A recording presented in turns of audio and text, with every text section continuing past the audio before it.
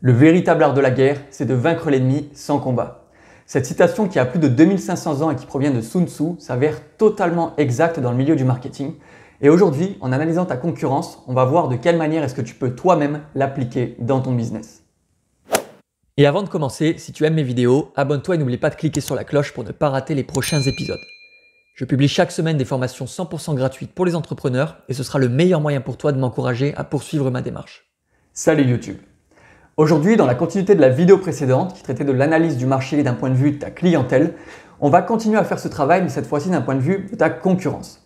Tu verras que les deux sont totalement complémentaires, on ne peut pas faire l'un sans faire l'autre et qu'à la fin de cette vidéo, tu auras vraiment une vision très large, une vision globale et même plutôt affinée, précise du fonctionnement de ton marché et de la façon dont toi-même tu dois te positionner par rapport à lui.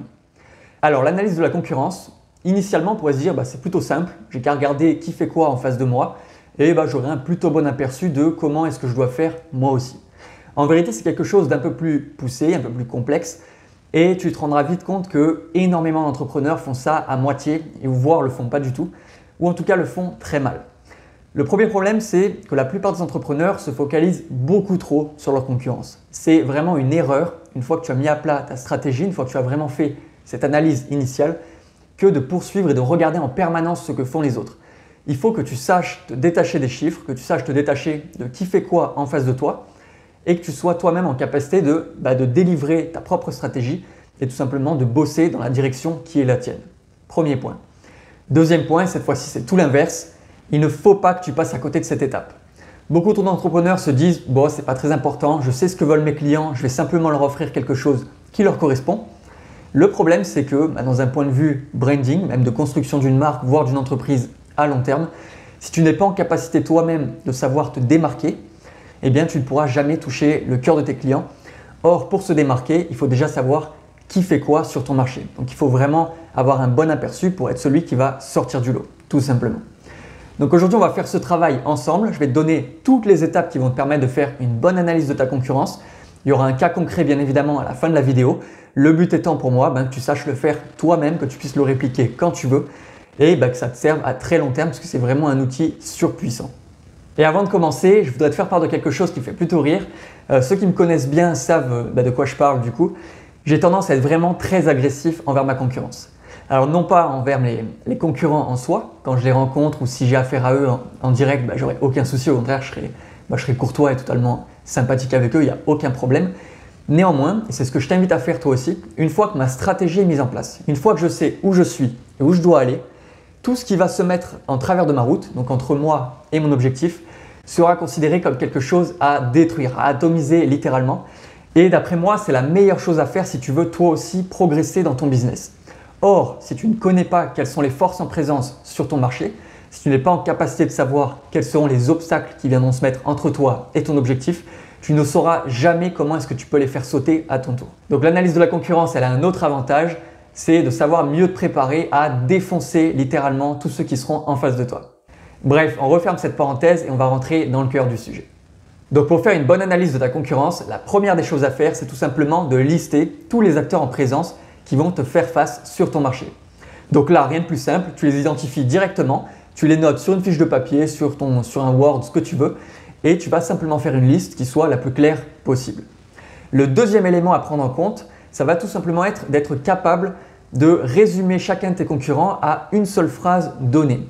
Typiquement, si je te dis le fast-food familial qui produit des burgers, tu vas sûrement penser à McDonald's. Si je te dis le fast-food de burger au grill, tu vas penser cette fois-ci à Burger King.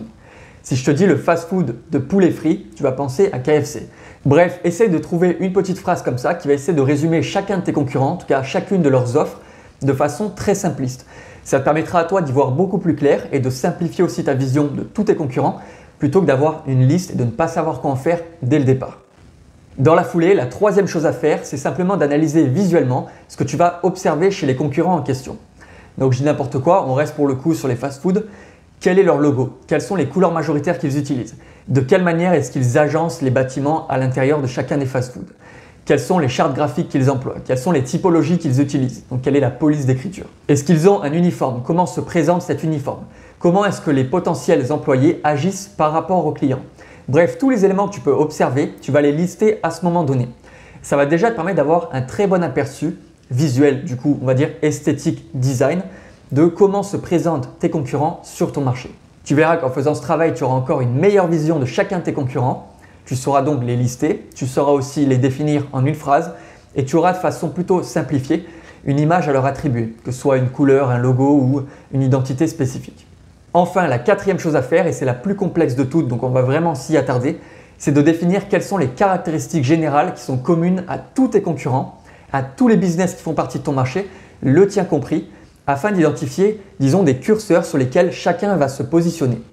Je m'explique. On va prendre un exemple concret qui va changer un peu du monde du fast-food et on va prendre un marché qui est très présent en France, très présent en Europe au sens large, qui est le marché des produits laitiers.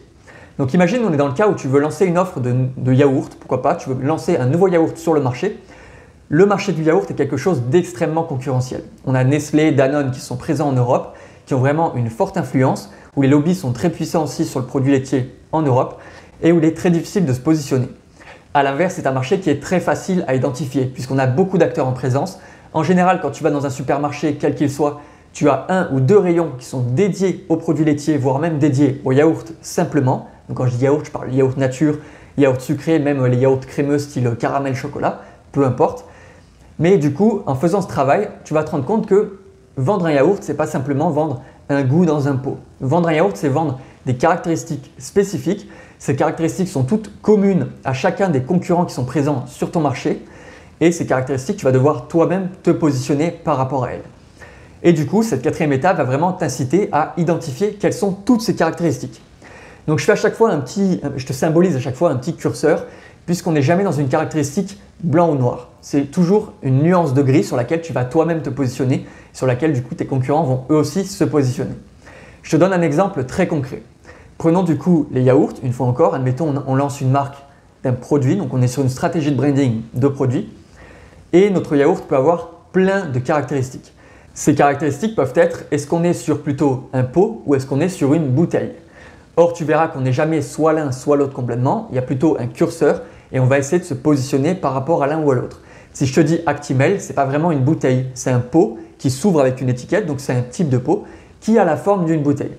A l'inverse, si je te dis Danette, cette fois-ci, on a vraiment un peu plus affaire à un pot plutôt qu'à une bouteille, tout simplement. Donc, premier critère, est-ce qu'on a plus affaire à un pot ou une bouteille? Deuxième critère, est-ce qu'on est sur un petit pot ou alors un grand pot? Troisième, est-ce qu'on a affaire à plusieurs pots dans un pack ou alors est-ce qu'on en a très peu, voire un seul à chaque fois qu'on achète le yaourt en question? De même, on peut se demander, est-ce qu'on a affaire à un yaourt nature, ce qui est majoritaire souvent dans toutes les offres de yaourt, ou alors est-ce qu'on a affaire à des yaourts qui possèdent un goût, un parfum, donc plutôt caramel, chocolat, voire des goûts fruités. Donc là, pareil, c'est un curseur, on n'est pas soit l'un soit l'autre. On peut avoir un yaourt nature qui possède, je ne sais pas, un fond de confiture qui va être mélangeable lorsqu'on le déguste. De la même manière, est-ce qu'on est sur un yaourt qui sera plutôt léger ou alors qui possède beaucoup de matière grasse? Là, tu vas devoir te positionner. De plus, est-ce qu'on est sur un yaourt plutôt liquide, donc vraiment qui se mange difficilement à la cuillère, qui se boit du coup plus facilement, ou est-ce qu'on est sur un yaourt plutôt mousseux, voire même crémeux, onctueux?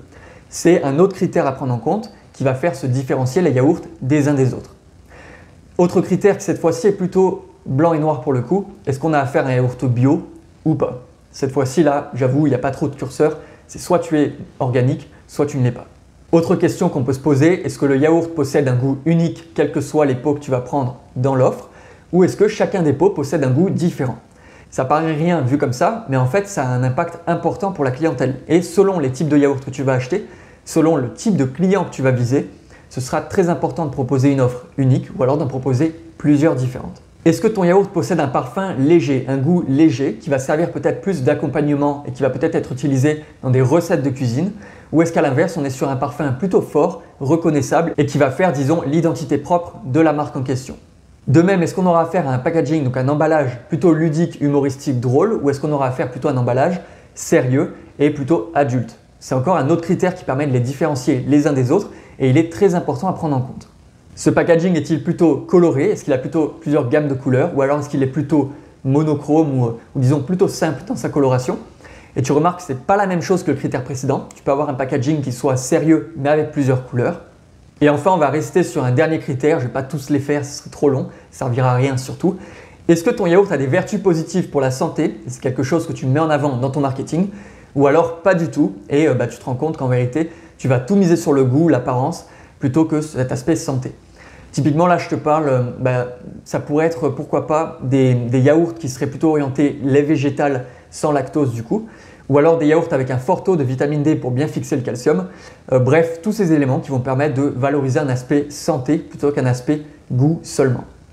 Et comme je te l'ai dit, je m'arrête ici pour l'analyse des critères concernant les pots de yaourt. On pourra en trouver bien plus évidemment, mais je veux vraiment que tu comprennes que ce quatrième point de l'analyse de ta concurrence doit être de chercher tous les critères communs à tous tes concurrents, que ce soit des produits comme je viens de te le montrer, ou alors des services, ou alors même une entreprise, donc ça pourrait être des cabinets de consultants par exemple, ou alors du personal branding pour différencier les individus les uns avec les autres.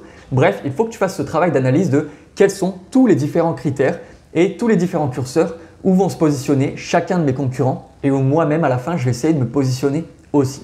Donc typiquement si je te dis les petits pots de Gervais, je ne sais pas si tu y penses ou si tu connais cette marque, c'est tout simplement les pots qui sont vraiment faits pour les enfants, des pots de yaourt. Donc si on reprend toute la liste que je t'ai faite précédemment, les petits pots de Gervais sont des pots qui sont vendus à plusieurs, il y en a plutôt beaucoup en général par paquet, je crois que c'est une douzaine au moins. Ces pots sont de petite taille parce qu'ils sont faits pour les enfants, qui n'ont pas très faim non plus, donc c'est parfait en termes de quantité. Du coup, on a placé le curseur plutôt sur les pots que sur la bouteille, logique.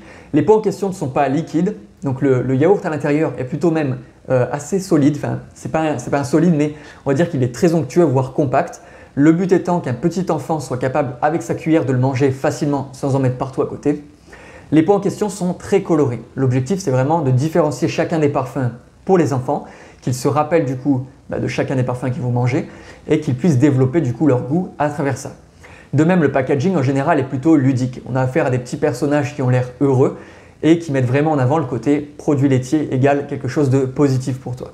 Il arrive, il me semble, que les petits pots de Gervais soient valorisés avec un impact positif sur la santé et je crois que c'est vraiment la fixation du calcium par la vitamine D.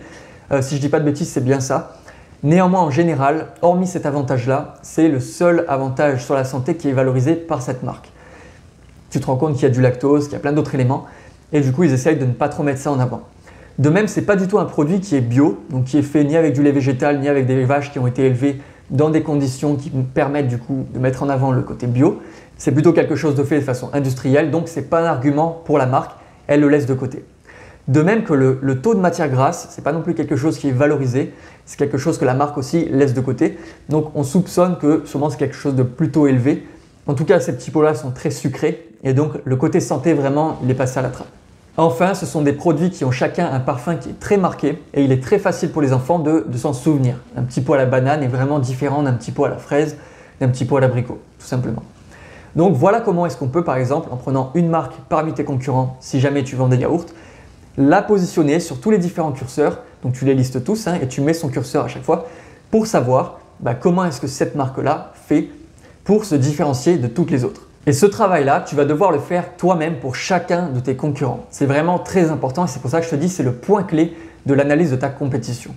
À chaque fois que tu auras identifié un compétiteur, donc un concurrent, il faut vraiment que tu sois en capacité de te dire par rapport à ma grille d'analyse, ce concurrent-là se positionne de telle manière.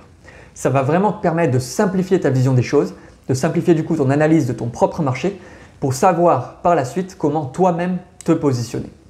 Et le positionnement, du coup, on en vient, c'est la 5e étape. Comment est-ce qu'on procède? Eh bien, d'une façon très simple. Tu vas analyser à toi-même quels sont tes points forts, quels sont tes points faibles par rapport à tous les critères qu'on a déjà vus ensemble. Est-ce que tu es capable de proposer tel ou tel yaourt? Est-ce que tu es capable de faire plutôt du liquide, du solide? Est-ce que tu es capable de produire des pots ou des bouteilles? Bref, tu vas voir déjà ce que tu peux ou pas faire. Ça va déjà te permettre d'analyser le champ des possibles afin de te positionner toi-même. Ensuite, une fois que tu auras fait ça, tu vas essayer de faire une somme de tous tes concurrents pour voir statistiquement quels sont les emplacements où il y a très peu de monde qui s'est positionné. Et du coup, en mettant en application ce travail qui est vraiment un travail de fond, tu vas voir émerger différentes possibilités sur lesquelles tu pourras toi-même t'orienter. L'objectif, ce n'est pas seulement que tu vendes un produit pour vendre un produit. L'objectif, ce n'est pas de se dire « j'ai quelque chose dans lequel je suis contraint et je vais essayer de bien le marketer ». Non, c'est de lancer une offre qui soit performante et qui, de base, est réfléchie à dans quel marché elle se trouve. Le but étant, bien évidemment, d'adapter ton offre pour la faire s'orienter vers une destination où il y a peu de monde qui est déjà positionné et sur laquelle tu pourras toi-même devenir vraiment le leader incontesté.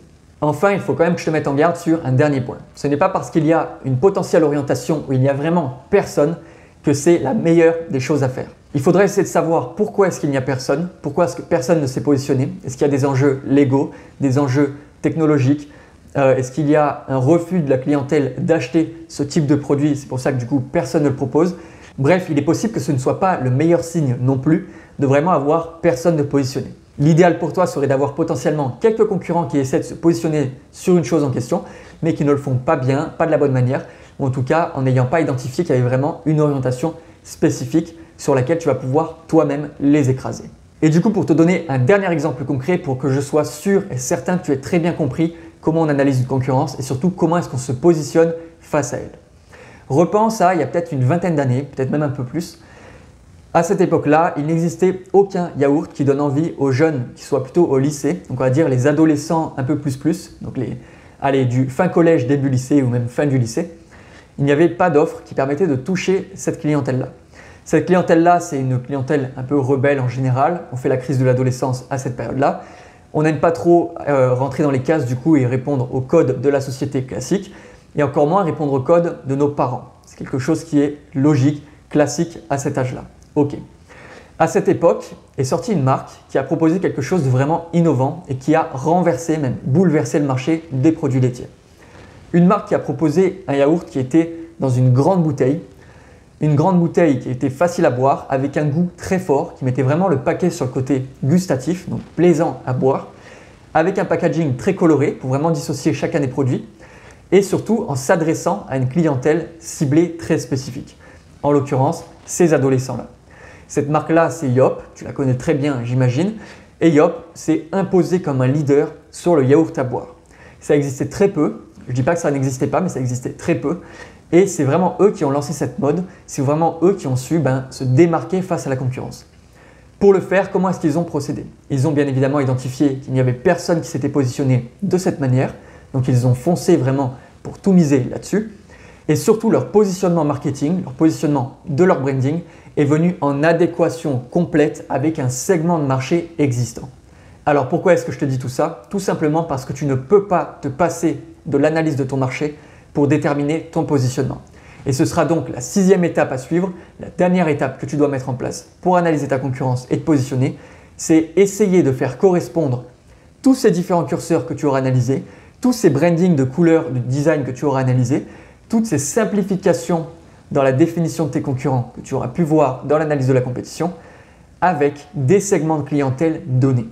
Et c'est de cette manière-là, et très peu de monde le fait, crois-moi, que tu pourras vraiment savoir comment écraser ta compétition. Donc voilà pour aujourd'hui, on a vraiment tout vu ensemble. J'espère que ça va te permettre à ton tour de faire une très bonne analyse de la compétition, que ta concurrence du coup n'aura plus aucun secret pour toi. Prends le temps de le faire, pose-toi calmement, une feuille, un stylo, cherche sur internet à gauche à droite et réfléchis surtout à la façon dont tu peux classer tous les différents curseurs de ta compétition et les faire correspondre ensuite avec tes segments de marché identifiés dans la vidéo précédente. Nous deux, on se verra ensemble dans la prochaine vidéo. On commencera à parler de ta mission, de ta vision, de tes valeurs afin de commencer à définir l'identité profonde de ta marque. Allez, courage et à la prochaine vidéo.